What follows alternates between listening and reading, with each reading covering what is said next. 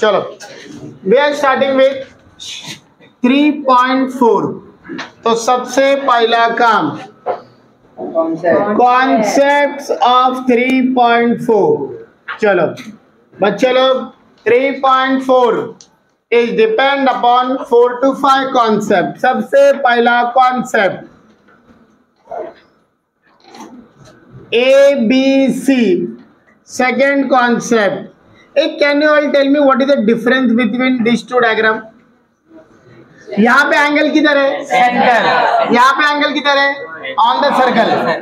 बराबर है, एक सेंटर में और एक ऑन द सर्कल। तो बच्चों लोग, यहाँ पे एंगल का वैल्यू है इक्वल टू इट्स आर्क। ये एंगल जो आर्क को कवर कर रहा है ना, उससे इक्वल है। मतलब अगर ये 60 तो ये भी 60। लेकिन अगर एंगल ऑन द सर्कल है तो उसका वैल्यू है हाफ ऑफ दैट आर्क। मतलब अगर आर्क 60 है तो दिस विल बी 30। ये दो कॉन्सेप्ट मालूम होना चाहिए। Now third concept, in a circle if one quadrilateral is there, A B C D, this type of quadrilateral we called it as cyclic quadrilateral। and cyclic quadrilateral का बस एक ही property है, opposite angles are supplementary। मतलब A plus C 180 degree, B plus D equal to 180 degree. clear with this? now fourth concept, chord intersecting internally। Fifth concept, chord intersecting externally. ये अब ये भूलना नहीं, हमने ये अब भी सीखा कल लास्ट लेक्चर में। 3.5 में सीखा ना। But problem of 3.5 was, problem नहीं, in 3.5 this two diagram was based upon segment. तो अपन क्या लिखते थे? AO into BO, CO into DO। बराबर ना। यहाँ पे concept it's not related with segment, it is related with angle. अब मेरे को बताओ, यहाँ पे टोटल कितना एंगल बन रहा है? 4। ये चारों में से वो लोग कोई भी एंगल पूछ सकते, कोई भी। तो मैं एक्सप्लेन करने के लिए एक एंगल लेता हूँ AOC, ये वाला एंगल लेता हूँ, चलेगा? यहाँ पे टेंशन नहीं, यहाँ पे बस एक ही एंगल है AOC। हाफ तो दोनों जगह फिक्स है भाई, हाफ फिक्स है, ठीक है। इंटरनल में टोटल 4 एंगल है, वो चारों में से कोई भी एक पूछ सकते, कोई भी एक। मैंने एग्जांपल के लिए AOC लिया, यहाँ पे ऑप्शन नहीं है, यहाँ पे एक ही ऑप्शन है, बराबर। अब दोनों में याद रखना हाफ फिक्स है। अब मेरे को दोनों जगह आर्क डिसाइड करना है। Always keep in mind for external minus is there. तो माइनस किसका करने का पता है क्या? बड़ा आर्क माइनस छोटा arc, arc AC minus arc BD। अब प्रॉब्लम इंटरनली में आता है सर, एक्सटर्नली में तो प्रॉब्लम ही नहीं है, 2 ही आर्क है और एक ही एंगल है, उसमें टेंशन ही नहीं। अरे प्रॉब्लम इंटरनली में 4 एंगल है, तो एंगल 4 तो आर्क भी कितना है? तो आर्क कौन सा लेने का उसका आइडिया दे रहा हूं।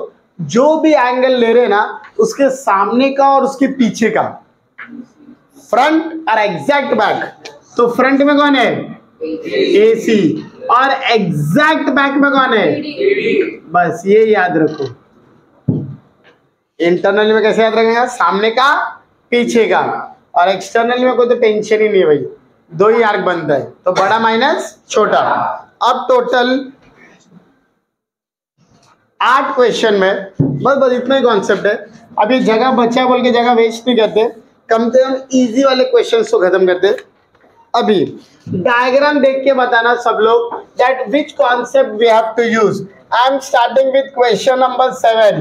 Bye looking at question number 7, क्या लगता है which concept we have to use? Which concept? Last, chord intersecting externally। Listen, chord EN and chord FS intersect externally at M।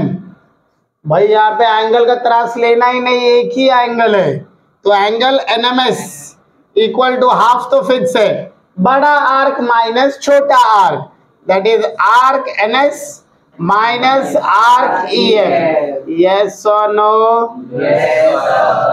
Half इधर है, एनएस 125 और ये 37, तो half minus 88 that is 44 degree. बहुत difficult था,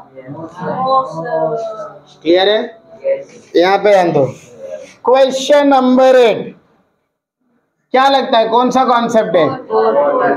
that is chord intersecting internally. Now chord AC and DE intersect internally at B। अब उन लोगों ने एंगल का जरूर हिंट दिया है, yes it is given, angle ABE ऊपर वाले का हिंट दिया है, तो angle ABE equal to half तो फिक्स है, दो आर्क का एडिशन, सामने वाला पीछे वाला half, arc AE plus arc DC। Yes और नो? थोड़ा आवाज कम कर। नाउ AB 108 हाफ 95 प्लस आर्क DC पूछा हुआ है, स्टार्ट करें सॉल्व करना। Now start shifting, can I shift 2 to this side? It will become 108 into 2, we are left with 95 plus measure arc DC, what is 216 and it is plus, shift here minus, that will be the answer of arc DC। तो major arc DC is 121 degree. 8 में से 2 मस्त simple वाले हो गए। Any doubt up to this? Clear है? लिख के लो सब लोग। नाउ अब बचा है 6 question, out of that 4 question मैंने लिखा है, बस सबसे चिंदी वाले क्वेश्चन से स्टार्ट करता है। पहले तो मेरे को बताओ, हाँ what do you mean by cyclic quadrilateral? Opposite angle should be supplementary। सबसे इजी क्वेश्चन है 5th, बोला prove that every rectangle is a cyclic quadrilateral. बोला every rectangle is a cyclic quadrilateral. बच्चे लोग अगर ये रेक्टेंगल है तो मुझे बताओ सब एंगल का मेजरमेंट कितना? And to be a cyclic quadrilateral opposite angle should be supplementary. Check करो ऑपोजिट एंगल को, 90 plus 90, 90 plus 90, opposite angle supplementary है ना, तो इसको अपन साइक्लिक क्वाड्रिलेटरल बोल सकते हैं। तो अब इसको लिखने कैसे देखो, quadrilateral ABCD is a rectangle. अगर रेक्टेंगल है तो A equal to B equal to C equal to D equal to 90 degree. Angle of rectangle measures 90 degree. चलो जरा ऑपोजिट एंगल को ऐड करो, तो A plus C 90 plus 90 180, B plus D 90 plus 90 180। Therefore I can say quadrilateral ABCD is a cyclic quadrilateral। Reason, opposite angles are supplementary। Opposite angles are supplementary। इधर जाना, उससे थोड़ा बड़ा भाई इधर है, मुझे बोला है MRPN is a cyclic quadrilateral। Quadrilateral MRPN is a cyclic quadrilateral। If it is a cyclic quadrilateral, तो opposite angle 180 degree। Yes or no? Reason, cyclic quadrilateral theorem। cyclic quadrilateral theorem। तो जरा opposite angle का value put करो। What is the value of R? 5x minus 20 and 5x plus 4x minus 13 plus 4 minus 9, shift minus 9 to that side, 189 x 189 upon 9 मिला के 21। Therefore मेरा angle R कितना रहेगा? 5x minus 13, 5 into 21 minus 13, 105 minus 13 आएगा 92 degree. तो angle N कितना रहेगा? 4x plus 4, 4 into 21 plus 4, 84 plus 4, 88 degree. बताओ बहुत हार्ड है, ये थोड़ा बेटर है। मतलब ये एक्सरसाइज में ना वो लास्ट का 2 question, chord intersecting internally, chord intersecting externally, वो भी इजी है, और ये दोनों भी थोड़ा बहुत इजी है। अब जरा यहाँ पे आन दो, कितने बार बोलेगा, ध्यान दे इधर। नाउ टेक अप जरा। अब ये क्वेश्चन शुरू करूँ। अब एज यूजुअली इनकी जरा छोटा तो नहीं है, बट कॉन्सेप्ट बहुत इजी है। उन्होंने क्या बोला है, मार भी खाया तो ऐसे बोले, chord A B is equal to the radius. उन लोग ने बोला है chord A B is equal to the radius, मतलब ये कॉर्ड रेडियस से इक्वल है। मतलब segment A B equal to segment O A equal to segment O B. जब तीनों साइड इक्वल हुआ दिया है तो can I say triangle A O B is a equilateral triangle. अगर ये इक्विलैटरल ट्रायंगल है, can I say A O B का वैल्यू 60 डिग्री है। अबे इक्विलैटरल ट्रायंगल का वैल्यू कितना होता है, 60 60 60। Now angle of equilateral triangle measures 60 degree, yes और नो। चलो सेंट्रल एंगल का टेंशन गया। अब अगर ये 60 है तो what is the value of arc A B, 60। Central angle equal होता है, बताया था ना। yes, तो angle A O B is equal to major arc A B.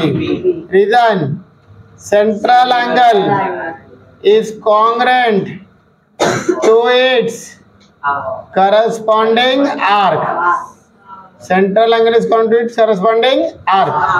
तो therefore, but angle AOB 60 degree है, तो मुझे बताओ मेजर आर्क AB कितना रहेगा, 60 डिग्री। सेंट्रल एंगल जितना रहेगा आर्क उतना रहेगा। अच्छा अब उल्टा, ये 60 तो ये 60 बराबर है, तो मुझे बताओ ACB कितना रहेगा।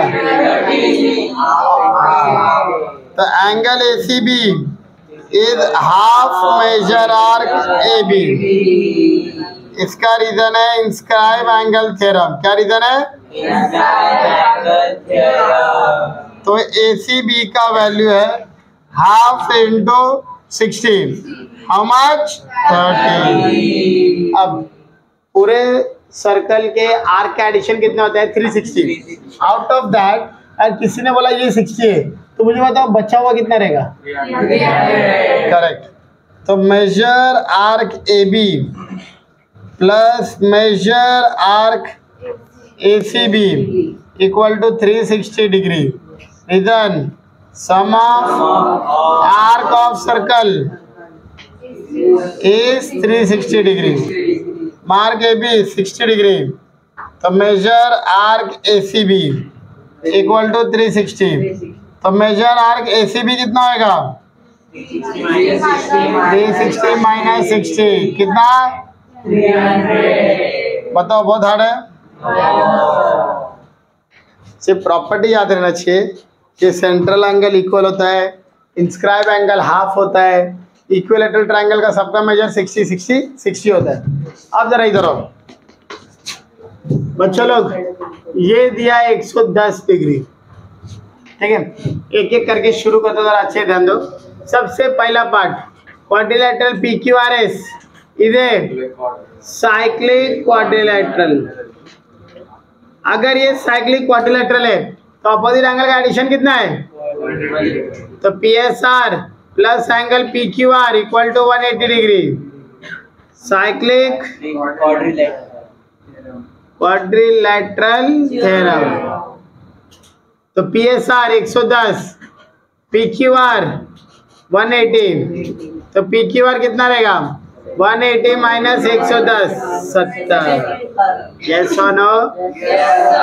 अब बच्चे लोग, मेरा एक सिंपल सा क्वेश्चन है, जो एंगल सर्कल के ऊपर रहता है वो अपने आर्क का क्या होता है, हाफ। तो ये जो एंगल PSR है, एंगल PSR वो भी हाफ रहेगा। कौन से आर्क का, PQR का, क्योंकि ये जो एंगल है वो ये आर्क कवर कर रहा है। यस और no. What is the reason, inscribe angle theorem.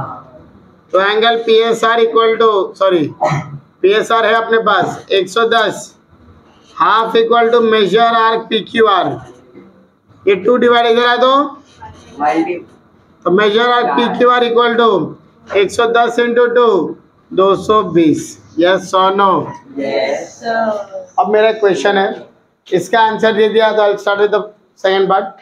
बच्चों लोग हम दोनों इक्वल है और हम दोनों का टोटल 200 है, हम दोनों इक्वल, हम लोग का टोटल 200। होशियार हो गए वे, बस यही चीज करने हैं यहाँ पे, सेम चीज। बच्चे लोग तू चुप जा रहा, ये 220 है, टोटल 220 है, तो ये आर का ये आर कितना रहेगा? 110 110। अब फिर क्वेश्चन आ रहा है, सर हमको तो कॉर्ड इक्वल दिया है, तो ये आर्क इक्वल कैसा हुआ? तो बच्चे लोग मैंने अपन ने 3.3 में क्या सीखा? कॉर्ड इक्वल, तो उसके पीछे का arc equal. Now chord PQ is congruent to chord QR given, therefore arc PQ is congruent to arc QR। Reason क्या है?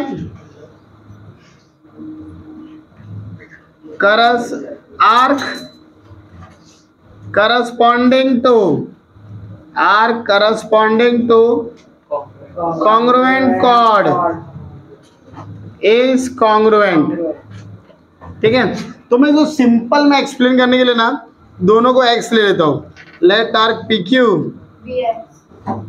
Equal to arc QR equal to x। अब मुझे बताओ arc PQR, it is the sum of arc PQ plus arc QR। Yes और no? PQR कितना मिला? 220 equal to x plus x, 2x equal to 220, x 220 upon 2 110। मत बता answer तू। Therefore arc PQ 110, arc QR 110। Last part, ये अगर 110, ये 110, उससे ये एंगल पूछा है, अब ये एंगल कितना रहेगा? PRQ 110 का हाफ। अरे सर्कल के ऊपर एक है नहीं, तो सर्कल के ऊपर तो angle PRQ is half major arc PQ। What is the reason? Inscribe angle theorem. तो एंगल PRQ चाहिए, ये होगा half into arc PQ, how much? 110, which is equal to 55 degree. बताओ समझा कि नहीं? तो पूरे एक्सरसाइज में बच्चे लोग ये दो क्वेश्चन पे थोड़ा ज्यादा ध्यान देना। दो क्वेश्चन। अच्छा मुझे बताओ, 9th में तुम लोगों ने रिमोट इंटीरियर एंगल थ्योरम सुना क्या? मतलब एक बार एक्सप्लेन कर दो अगर भूल गए रहिए तो। इन ए ट्रायंगल, अगर एक एक्सटीरियर एंगल है, तो वो एक्सटीरियर एंगल का वैल्यू उसके बाजू वाले को छोड़ के बाकी दो के एडिशन से इक्वल होता है, that is A plus B। मतलब इट इज 60 70, तो इट विल बी 130। अरे बराबर ना? मेरा एक क्वेश्चन है, ये आंसर दिया ना तो मैं स्टार्ट करूंगा। सपोज इसके वैल्यू और इसके वैल्यू दोनों के वैल्यू को ऐड किया तो मेरा वैल्यू होता है सपोज 40 60, तो आई एम 100। दोनों के वैल्यू को ऐड किया तो मेरा वैल्यू बनता है। तो क्या मैं इंडिविजुअली दोनों से बड़ा रहूंगा क्या? If I am comparing each individually, तो मैं दोनों से बड़ा रहूंगा। 100 40 से बड़ा है, 100 60 से बड़ा है। ये कॉन्सेप्ट भी यूज होगा, ठीक है। उन लोगों ने मुझे बोला है, सबसे पहले यहाँ पे पहले डायग्राम पे रख दो। Construction join RT TS MS, ये मेरा M, ठीक है। ये मेरा हो गया construction. I will start with proof. Always keep in mind बच्चे लोग, RS is the diameter of circle दिया है, RS is the diameter of circle। तो ये एंगल का वैल्यू कितना होगा, angle RMS,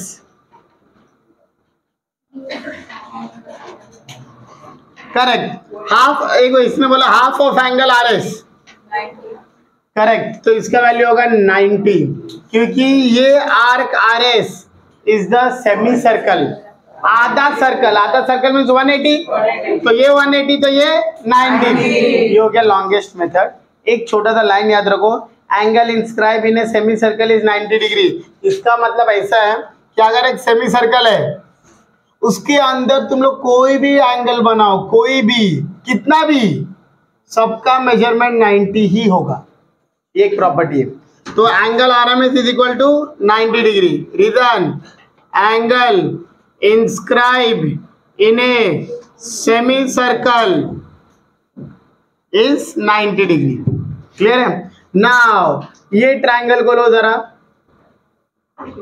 for triangle MTS angle RMS is the exterior angle.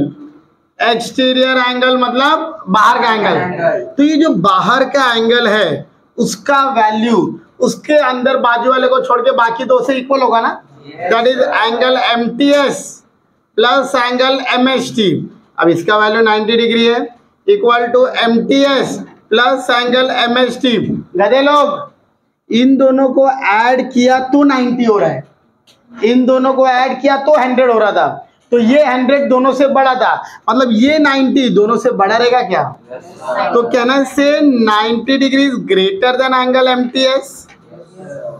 और लोग ने बोला प्रूफ करो angle this T is a acute angle. What do mean by acute angle? जो 90 से छोटा है। अरे प्रूफ किया ना, 90 से छोटा है, तो I can say angle RTS is a acute angle. फिर कोई बोलता है सर आपने इधर तो MTS लिखा तो इधर RTS कैसा लिखा? चलता है ना, क्योंकि मेरा तो एंगल मैटर करता है। अब ये एंगल को we can call in 3 ways, या तो सिर्फ एंगल T बोलो, या तो एंगल MTS बोलो, या तो एंगल RTS बोलो, सबका मीनिंग सेम है, बस यही था। तो इसके लिए 2 कॉन्सेप्ट याद रखो, रिमोट इंटीरियर एंगल थ्योरम जो 9th का है, और ये angle inscribe in a semi circle is 90 degree. ये सिंपल है, इसका तो बिल्कुल त्रास नहीं है। मुझे बोला प्रूफ करो ये अंदर वाला जो क्वाड्रिलेटरल है it is a cyclic quadrilateral. Cyclic quadrilateral को तो अपने पास एक ही प्रॉपर्टी है, opposite angles are supplementary. Listen गधे लोग, कभी लाइफ में लीनियर पेयर सुना क्या? What do you mean by linear pair? Supplementary. तो अगर ये 90 है तो ये भी 90, ये 90 है तो ये भी 90 प्लस 90 हो गया ना साइक्लिक क्वाड्रिलेटरल। बोलने में अच्छा लगा ना? अब लिखते दो कैसा, angle XZP plus WZP equal to 180 degree. LP stand for linear pair. 90 plus WZP equal to 180, तो WZP equal to 180 minus 90, 90 degree. एक पार्ट हो गया। सेम उधर angle YTP plus WTP equal to 180 degree, linear pair. 90 plus WTP equal to 180 degree, तो WTP equal to 180 minus 90 which is equal to 90 degree. Equation 1 equation 2, जरा दोनों को add करो। In quadrilateral WZPT, in quadrilateral WZPT angle WZP plus WTP equal to 90 plus 90 how much? 180। Therefore quadrilateral WZPT is a cyclic quadrilateral. Reason, opposite angles are supplementary.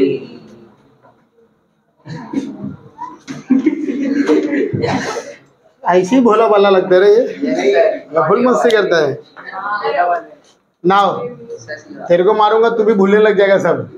इधर ध्यान दे, एक concept जो मैं तुम लोग को बताया नहीं, ये सिर्फ यही प्रॉब्लम सेट में भी किधर नहीं है, सिर्फ ये एक ही जगह है। वो कॉन्सेप्ट इज लाइक दिस। बच्चों लोग यहाँ पे बता दो ऊपर, सपोज एक सेगमेंट है ए बी, और सेगमेंट के ना किसी एक साइड में आइदर अबव और बिलो को 2 पॉइंट होने दो कि 4 पॉइंट होने दो।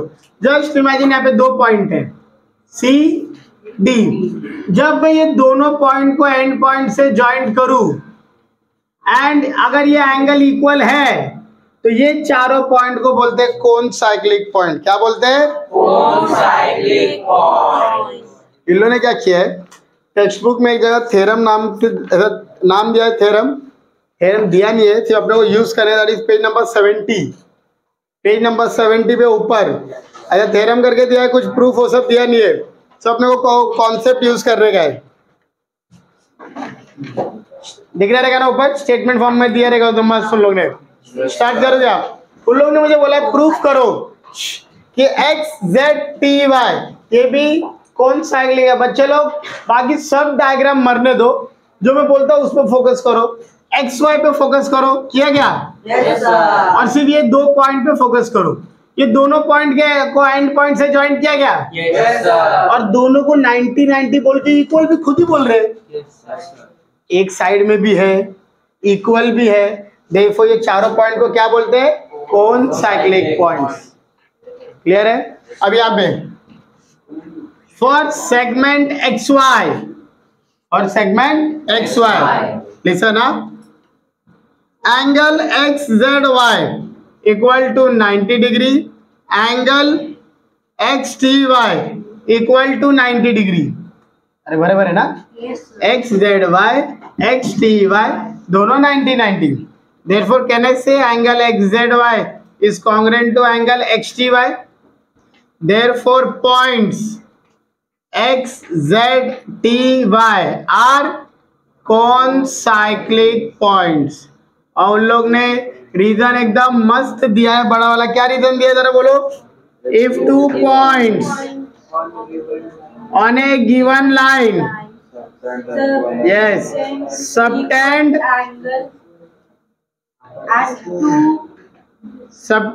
equal angle distinct point, which lie on the yes, side on same side of line are known as concyclic point।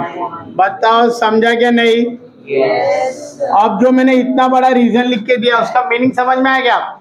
एक सेगमेंट ये कोई भी एक साइड है, या तो ऊपर या तो नीचे, अगर एंगल इक्वल बना रहा है पॉइंट्स पे तो उसको बोलते हैं concyclic points. Is that clear? With this we are done with this exercise. बन जाता है।